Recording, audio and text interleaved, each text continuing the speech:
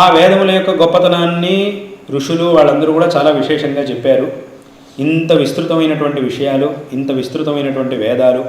అందుకే శంకరాచార్యుల వారు ఒక మాట అంటారు, మహతః ఋగ్వేదాదే శాస్త్రస్య అనేక విద్యాస్థాన ఉపబృంహితస్య ప్రదీపవత్ సర్వార్థావద్యోతినః సర్వజ్ఞకల్పస్య అని ఒక మాటను అంటారు అక్కడ. అంటే దీని యొక్క అర్థం ఏమిటి? మహతః ఋగ్వేదాదే శాస్త్రస్య. ఈ విశేషణాల్లో వేదముల యొక్క గొప్పతనాన్ని అన్నింటినీ కూడా చెప్పారు అక్కడ. మొట్టమొదటి ఋగ్వేదము, యజుర్వేదం మొదలైనటువంటి వేదాలు. ఇవి ఎటువంటివి అని అంటే శాస్త్రస్య, శాసించేటటువంటివి. ఏది ధర్మం ఏది అధర్మం అని మనకి శాసిస్తున్నాయి. అలాగే అనేక విద్యాస్థాన ఉపబృంహితస్య, ఈ స్మృతులు శాస్త్రములు ఇవన్నీ కూడా ఏవైతే ఉన్నాయో వీటన్నిటి ద్వారా ఈ వేదం యొక్క అర్థమే ఇంకా విస్తారంగా చెప్పబడుతూ ఉన్నది. వేదములే చాలా విస్తీర్ణంగా మహతః అంటే చాలా పెద్దగా ఉన్నాయి. అందులోనూ ఆ వేదముల యొక్క అర్థాలని ఈ మిగతా శాస్త్రములన్నీ కూడా ఇంకా విశదీకరిస్తున్నాయి. అలా చూసుకుంటూ పోతే ఇంకా వేదములు అనంతాలు, అనంతావై వేద అన్నట్టు ఇవి అనంతములు. అనేక విద్యాస్థాన ఉపబృంహితస్య ప్రదీపవత్ సర్వార్థావత్ జ్యోతినః. ఎలాగైతే ఒక ప్రదీప ప్రకాశంలో మనం అన్ని వస్తువుల్ని చూస్తామో అదేవిధంగా మనకు అన్ని వస్తువుల్ని చూపించేటటువంటిది వేదం. ప్రదీపవత్ సర్వార్థావత్ జ్యోతినః సర్వజ్ఞ కల్పస్య అన్నారు. సర్వజ్ఞ కల్పస్య అంటే సర్వజ్ఞుడు లాంటిది వేదం అన్నారు. అంటే అక్కడ మనకు ఒక ప్రశ్న వస్తుంది, సర్వజ్ఞుడు లాంటివి వేదాలు అని ఎందుకు చెప్పారు? సర్వజ్ఞుడే, ఒక సర్వజ్ఞుడు ఎలాంటి వాడో వేదం కూడా అలాంటిది అని చెప్పేయచ్చు కదా. సర్వజ్ఞుడైనటువంటి ఈశ్వరుడు లాంటివి వేద. సర్వజ్ఞుడు అంటే ఈశ్వరుడేగా, ఈశ్వరుడు కాకుండా ఇంకెవరు సర్వజ్ఞులు కాలేరు. కాబట్టి సర్వజ్ఞ కల్పస్య అంటే సర్వజ్ఞుడైనటువంటి ఈశ్వరుడి లాంటివి వేదాలు అని శంకరులు అన్నారు.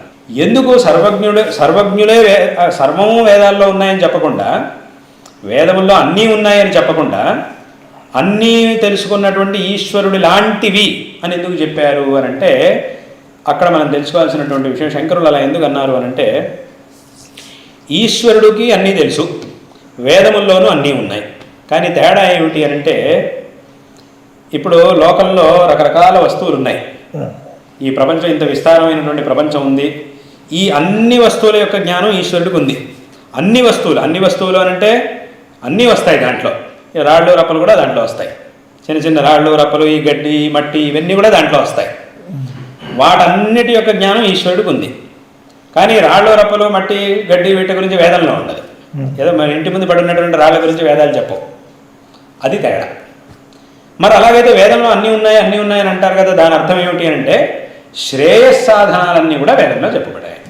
ఒక మనిషి శ్రేయస్సుని పొందడానికి కావలసినవన్నీ వేదంలో చెప్పబడ్డాయి అని దాని యొక్క అర్థం.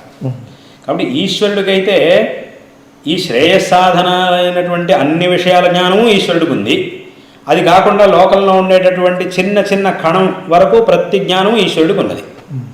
అవన్నీ కూడా ఈశ్వరుడికి దగ్గర వాటన్నిటి జ్ఞానం ఈశ్వరుడికి ఉన్నది. కానీ వేదంలో వీటి గురించి ఉండదు. ఎందుకంటే వీటి గురించి వేదం ఎందుకు చెప్పడం? ఏదో రాళ్ళు రప్పలు ఉన్నాయనేటటువంటి విషయాన్ని వేదం చెప్పాలా? వేదం దాన్ని చెప్పక్కర్లేదు. ఎందుకంటే వేదం అనేది ఏమిటి? మనకి ఈ లౌకికమైనటువంటి ఉపాయాలతో దేన్నైతే మనం తెలుసుకోలేమో దాన్ని కదా వేదం చెప్పాలి. అసలు వేదం అంటే తస్మాత్ వేదస్య వేదత అని చెప్పింది అలాగా. కాబట్టి ఈ రాళ్ళు రప్పలు వీటన్నిటి కూడా మనం లౌకికంగానే మనం చూసి తెలుసుకోగలుగుతాం. దాన్ని చెప్పడానికి వేదం అక్కర్లేదు. మరి వేదం దేని చెప్పాలంటే దేన్నైతే మన బుద్ధిశక్తితో మనం తెలుసుకోవడానికి కేవలం మన బుద్ధిశక్తి సరిపోదు, అటువంటి విషయాల్ని వేదం చెప్పాలి. కాబట్టి అటువంటి విషయాలు ఎన్ని ఉన్నాయో వాటన్నిటినీ వేదం చెప్తుంది. కాబట్టి వేదం అనేది ఈ వేదంలో అన్నీ ఉన్నాయి అనే మాటకు అర్థం ఇది. అన్నీ ఉన్నాయి అని అంటే శ్రేయస్సుని పొందడానికి కావలసినటువంటి అన్ని విషయాలు వేదంలో ఉన్నాయి అని అర్థం. కాబట్టి సర్వజ్ఞ కల్పస్య అనేటటువంటి మాటను ఉపయోగించడానికి కారణం అది. కాబట్టి ఈశ్వరుడికి అయితే ప్రపంచంలో ఉండే కణము తెలుసు. కానీ వేదాలకైతే ఆ కణగణాలన్నీ కూడా వేదాల్లో ఉండవు. ఎందుకంటే అవసరం లేదు కాబట్టి. ఈశ్వరుడికైతే అది అవసరం. ఎందుకంటే ఆయన ఇదంతా సృష్టించాడు కాబట్టి, ఆయనే ఇదంతా సృష్టించాడు, ఆయనే దీన్ని పరిపాలిస్తున్నాడు, ఆయనే దీన్ని ఉపసంహరిస్తాడు కాబట్టి ఆయనకి వీటన్నిటి యొక్క జ్ఞానం ఆయన ఉండాలి. ఏదో ఒక చిన్న కణం ఉంది, దాని లోపల ఏదో చిన్న ప్రాణి ఉంది, ఆ ప్రాణి యొక్క పుట్టుపూర్వర్తరాలు ఈశ్వరుడికి తెలియాలి. ప్రతి చోట ఏదో చిన్న చిన్న ప్రాణులు ఉన్నాయి కదా. ఇప్పుడేదో మట్టి ఉంది, ఆ మట్టి లోపల కొన్ని ప్రాణులు ఉన్నాయి. వాటి గురించి వేదం చెప్పక్కర్లేదు. ఎందుకంటే వేదానికి ఆ విషయంతో సంబంధం లేదు. వేదం శ్రేయ మార్గాన్ని చూపించడానికి వచ్చిందా, అది శ్రేయ మార్గం కాదు. మనకి ఏ మట్టి ఉంది, దాంట్లో ఏం పురుగులు ఉన్నాయి, ఏం ప్రాణులు ఉన్నాయి అనే దానికి మనం పొందాల్సిన శ్రేయస్సుకి సంబంధం లేదు. కాబట్టి దాని గురించి వేదం చెప్పదు. ఈశ్వరుడు ఏం చేస్తాడంటే దాని గురించి తెలిసిన వాడు అయి ఉంటాడు. ఎందుకంటే ఆ ప్రాణిని పుట్టించిన వాడు ఈశ్వరుడే కాబట్టి దానికి ఏమిటి జన్మ, ఇంతకుముందు ఏం జన్మ వచ్చింది, ఆ ఏ కర్మ పూర్తయింది, తర్వాత ఏ జన్మ ఇవ్వాలి అనేటటువంటి జ్ఞానం ఈశ్వరుడికి కావాలి. కాబట్టి అది ఆయన చేయాల్సిన పని కాబట్టి ఈశ్వరుడికి దాని గురించి కూడా జ్ఞానం ఉంటుంది. కాబట్టి ఈశ్వరుడు సర్వజ్ఞుడు, వేదములు సర్వజ్ఞములు వేదములు కూడా. కానీ రెండింటికి తేడా ఏమిటంటే ఇది, ఈశ్వరుడికి అన్ని విషయాలు తెలుసు, వేదానికి శ్రేయసాధనమైనటువంటి విషయాలు మాత్రమే వేదములు చెప్తాయి. కాబట్టి సర్వజ్ఞ కల్పస్య అనేటటువంటి మాటని శంకరులు చెప్పారు.